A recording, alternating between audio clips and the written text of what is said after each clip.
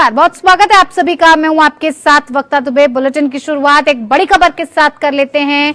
न्यायपालिका को प्राण प्रतिष्ठा समारोह में आमंत्रण, राज्य अतिथि के रूप में आमंत्रण, पूर्व प्रधान न्यायाधीशों और शीर्ष वकीलों को न्योता। Justice Ranjan Gogoi, Justice Bobde, Justice Chandrachud आमंत्रित, Justice Ashok Bhushan, Justice S Abdul Nazeer भी आमंत्रित। 50 से अधिक लोगों में न्यायविद भी शामिल। राम मंदिर पर फैसला देने वाले जजों को भी न्योता। सॉलिसिटर जनरल और पूर्व अटॉर्नी जनरल के वेणुगोपाल भी आमंत्रित किए गए। इस वक्त की बड़ी खबर आपको बता रहे हैं। राम मंदिर की प्राण प्रतिष्ठा का कार्यक्रम 22 जनवरी को होने वाला है और इसको लेकर तमाम नेताओं को, मंत्रियों को, पूर्व मंत्रियों से लेकर सभी को न्योता भेजा जा रहा है। ऐसे में अब खबर आ रही है कि इस पूरे समारोह में न्यायपालिका को भी प्राण प्रतिष्ठा समारोह में शामिल होने का न्योता भेजा गया है। कई लोगों को न्योता भेजा गया है। बात अगर आमंत्रण की करें तो राज्य अतिथि के रूप में आमंत्रण दिया गया है पूर्व प्रधान न्यायाधीशों के साथ साथ न्यायाधीशों को और शीर्ष वकीलों को इसका न्योता भेजा गया है। इसमें कई नाम शामिल हैं, आपको बता दें। Justice Ranjan Gogoi, Justice Bobde, Justice Chandrachud आमंत्रित किए गए हैं। साथ ही साथ अशोक भूषण, जस्टिस एस अब्दुल नजीर भी आमंत्रित हैं। कुल मिलाकर 50 से अधिक लोगों को न्यायविद भी शामिल है।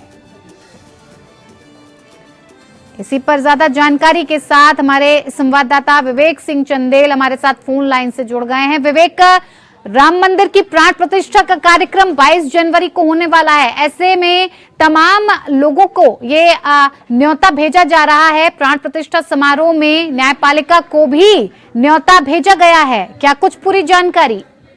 दरअसल जी, यूपी सरकार की तरफ से एक 506 गेस्ट की जो सूची जारी की गई है, जिसमें उस वक्त फैसला देने वाले जो सुप्रीम कोर्ट के जजेस थे उनको, इसके अलावा जो हिंदू पक्ष के जो वकील थे विष्णु शंकर जैन, हरिशंकर जैन, इसके अलावा जो एक्ट्रेस हैं, एक्टर हैं, अमिताभ बच्चन है, कंगना रनौत हैं, सॉलिसिटर जनरल तुषार मेहता हैं, के वेणुगोपाल हैं, इसके अलावा जो जस्टिस चंद्रचूड़ जो सुप्रीम कोर्ट के पूर्व जज रहे हैं, इन सब तमाम लोगों में 506 ऐसे लोग हैं जिनको यूपी सरकार की तरफ से गेस्ट इन्विटेशन मिला हुआ है, जिसके लिए कयास लगाया जा रहा था पहले से कि इस मामले में उन जजों को भी इन्विटेशन मिलेगा जो इस मामले में फैसला देने वाले थे। तो आज यूपी सरकार की तरफ से जो 506 गेस्ट की 3 सूची बनाई गई है, जिसमें राजनीतिक दल और पार्टी से जुड़े हुए लोग, इसके अलावा जजेस, एडवोकेट, पद्मश्री के विजेता और एक्टर्स और जो खेल की दुनिया से जुड़े हुए लोग हैं, महेंद्र सिंह धोनी जैसे नाम, कपिल देव जैसे नाम, ये इसमें शामिल किए गए हैं, जो कि प्राण प्रतिष्ठा में शामिल होने के लिए उनको इन्विटेशन यूपी सरकार की तरफ से दिया गया है। जो सबसे खास बात यह है कि उसमें सीजीआई का नाम है और जस्टिस अब्दुल नजीर का नाम है, जस्टिस अशोक भूषण का नाम है, जस्टिस चलेमेश्वर का नाम है और जो जस्टिस यू ललित जो अभी इससे पहले रिटायर हुए हैं सुप्रीम कोर्ट के जज, उनका भी नाम है। तो ऐसे तमाम लोग हैं जिनके नाम 506 जो लोगों की सूची जारी की गई है उसमें नाम दिए गए हैं। जी बिल्कुल। जी विवेक, बहुत बहुत धन्यवाद आपका तमाम जानकारी इस विषय से जुड़ी हुई हमारे दर्शकों तक पहुंचाने के लिए। इधर लालपुर स्थित चाणक्य आईएएस एकेडमी के रांची शाखा में संस्थान का 21वीं वर्षगांठ हर्षोल्लास के साथ मनाया गया। मौके पर बतौर मुख्य अतिथि झारखंड के पूर्व मुख्यमंत्री बाबूलाल मरांडी शरीक हुए और बड़ी संख्या में मौजूद विद्यार्थियों से मुखातिब होते हुए कहा कि मन में लगन, दृढ़ और इच्छा शक्ति और जज्बे के साथ उचित मार्गदर्शन हो तो सफलता हासिल करना आसान हो जाता है। उन्होंने कहा कि सक्सेस गुरु AK मिश्रा जैसे मार्गदर्शक आप सभी अभ्यर्थियों को लगातार मिलते हैं, तो निश्चित रूप से आप सब आने वाले समय में देश का नाम रोशन करेंगे। वहीं चाणक्य आईएएस एकेडमी के फाउंडर, चेयरमैन व सक्सेस गुरु AK मिश्रा ने संस्थान के 21वें वर्षगांठ पर खुशी जाहिर करते हुए मौजूद अभ्यर्थियों को जिंदगी में सफलता रूपी खुशी के महत्वपूर्ण पहलुओं से अवगत कराया। उन्होंने कहा कि अभ्यर्थी अपनी जिंदगी को ऑटो ड्राइव मोड पर कभी न छोड़ें। हम क्या कर सकते हैं ये हमसे अच्छा कोई दूसरा कोई नहीं बताएगा, इसीलिए इस जवाब की तलाश हमें खुद अपने भीतर तलाशनी चाहिए।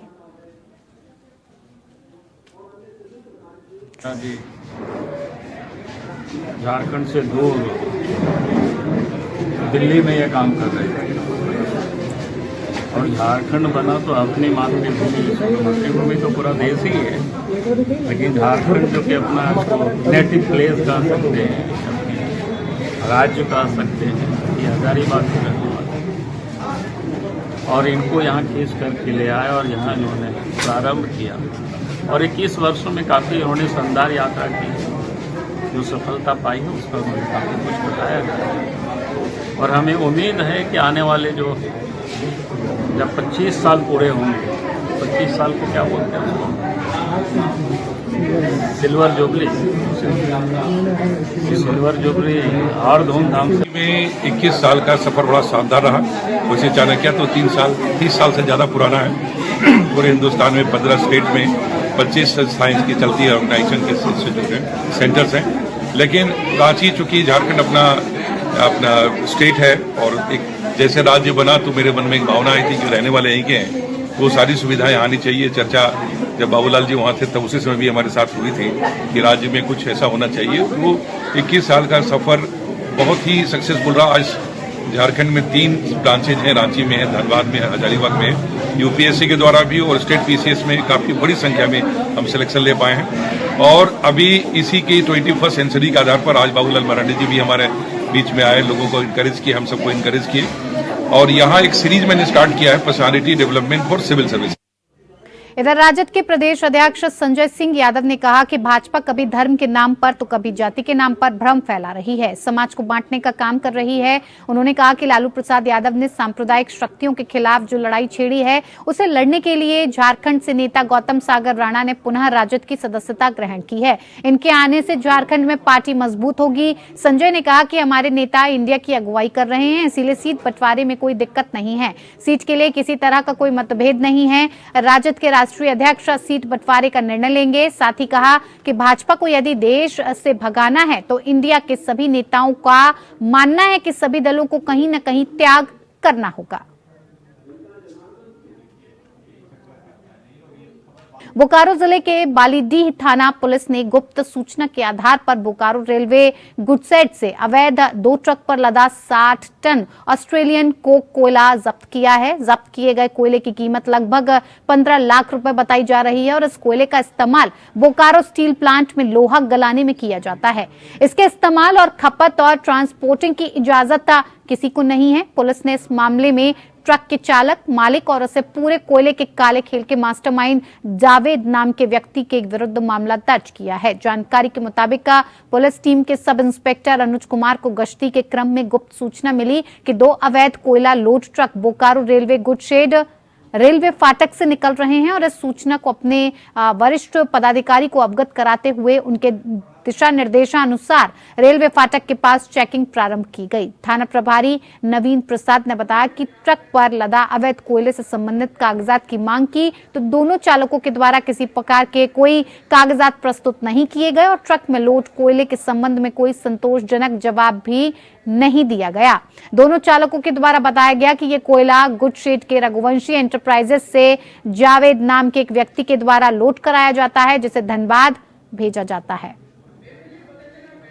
ये साइड गुड साइड में आता है ऑस्ट्रेलियन को साइडिंग में, वहाँ के बाद अधूरा निकाल के बहुत कुछ अंश छोड़ दिया जाता है, उसी में पूरा तरह से साफ नहीं करता, तो सफाई के नाम पर आगे ले जाता है शेड से बाहर और वहाँ जो अलग ठेकेदार हैं वो अपना निकालते हैं झाड़ू करवाने या सफाई करवाने के नाम पर वो इलीगल कोयला को इकट्ठा करके ट्रक इकट्ठा कर लेते हैं उससे। लोहरदगा के जिला सहकारिता कार्यालय बिना पदाधिकारी के चल रहा है। हालांकि कृषि पदाधिकारी को प्रभार दिया गया है। वहीं बताया जाता है कि जिला सहकारिता पदाधिकारी अमरभूषण क्रांति पिछले 3 महीने से गायब हैं। आप सोच सकते हैं कि जिस विभाग के पदाधिकारी 3 महीने से गायब हों उस विभाग का क्या हाल होगा। क्षेत्र के लोग रोज विभिन्न कार्यों से कार्यालय पहुंच बैरंग ही लौट जा रहे हैं। कार्यालय के कर्मचारियों का वेतन भी कई महीनों से नहीं निकल पा रहा है। लोगों को भारी परेशानियों का सामना करना पड़ रहा है। आप देख सकते हैं कि कार्यालय और अमरभूषण क्रांति का चैम्बर बिल्कुल ही सूना पड़ा है।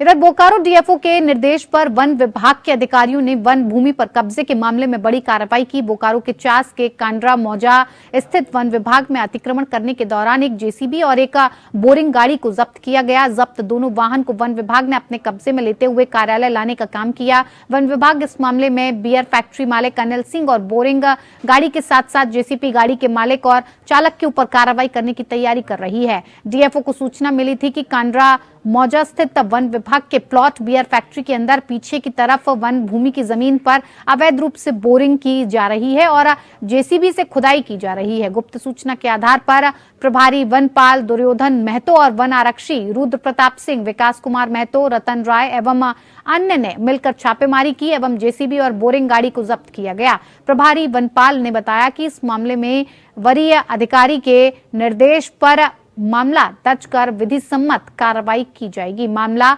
वन विभाग की भूमि के कब्जे को लेकर है।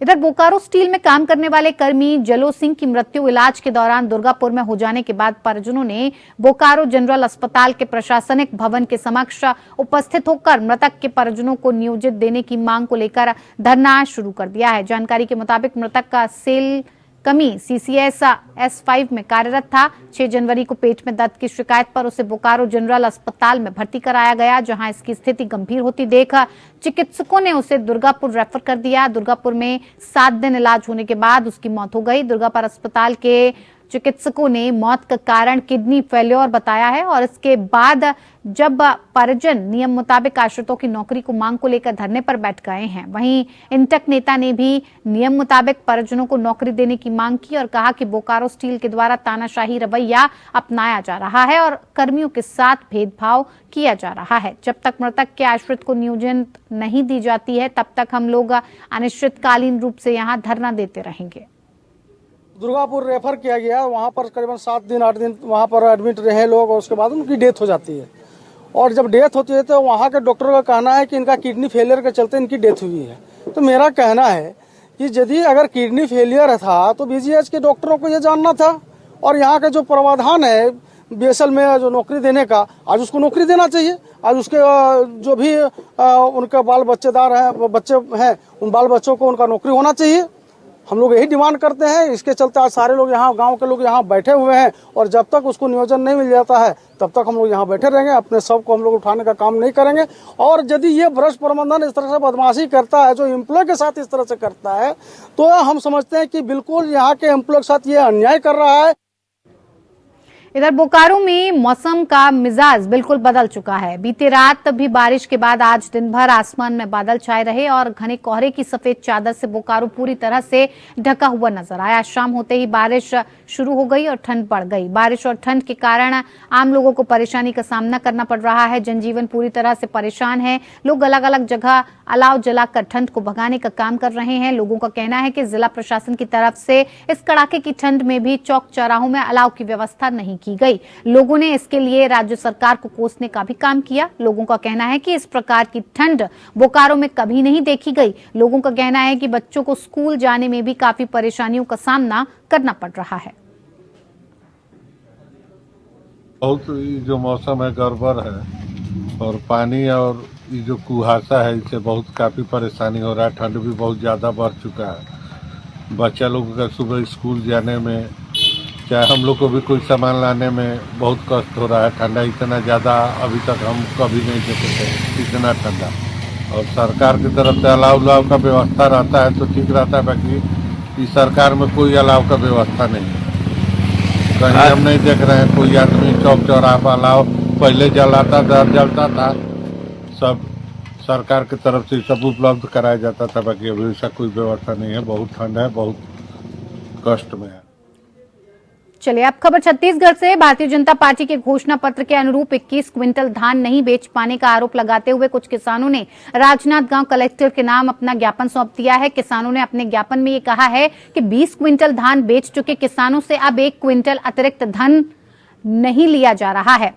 कलेक्ट्रेट कार्यालय पहुंचे किसानों ने कहा कि उन्हें 3 टोकन देकर 20 क्विंटल धान नियमन अनुसार खरीद लिया गया था, लेकिन भाजपा के घोषणा पत्र के अनुसार 21 क्विंटल धान लिया जाना है। अब 1 क्विंटल धान बेचने में वो टोकन मांग रहे हैं तो समिति प्रबंधक द्वारा टोकन नहीं दिया जा रहा है और इस वजह से वो अपने धन की उपज घोषणा पत्र के अनुरूप 21 क्विंटल नहीं बेच पा रहे हैं। किसानों ने कलेक्ट्रेट से गुहार लगाते हुए कहा है कि घोषणा पत्र के अनुसार 21 क्विंटल धान किसानों से लिया जाना चाहिए। भारतीय जनता पार्टी के घोषणा पत्र में 21 क्विंटल धान खरीदी प्रति एकड़ किया जाना निर्धारित किया गया था, जिसका आदेश प्रदेश सरकार ने 20 दिसंबर को जारी कर दिया था। लेकिन इसके बावजूद किसानों का आरोप है कि 20 क्विंटल धान बेचने के बाद 1 क्विंटल अतिरिक्त धान घोषणा पत्र के अनुरूप नहीं लिया जा रहा है। किसानों ने कलेक्ट्रेट के माध्यम से प्रदेश सरकार से मांग की है कि घोषणा पत्र के अनुरूप किसानों से पूरे 21 क्विंटल धान प्रति एकड़ समर्थन मूल्य पर खरीदी जाए।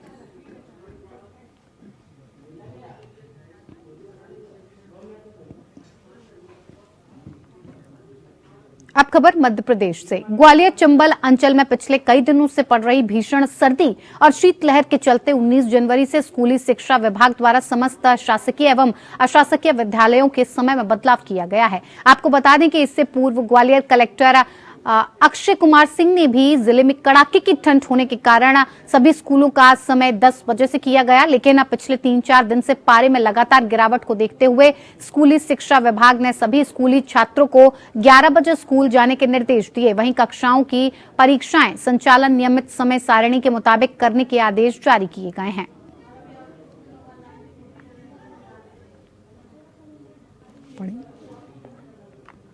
आदेश जारी करने के बाद सहायक संचालक लोक शिक्षा विभाग हरिओम चतुर्वेदी ने यह भी जानकारी देते हुए बताया है कि सभी संबंधित जिलों के जिला शिक्षा अधिकारियों को पत्र लिखकर सूचित कर दिया गया है कि वो अपने क्षेत्रों में इस आदेश को तत्काल प्रभाव से लागू करें और इस आदेश से कड़ाके की ठंड से परेशान बच्चों को बड़ी राहत मिलेगी।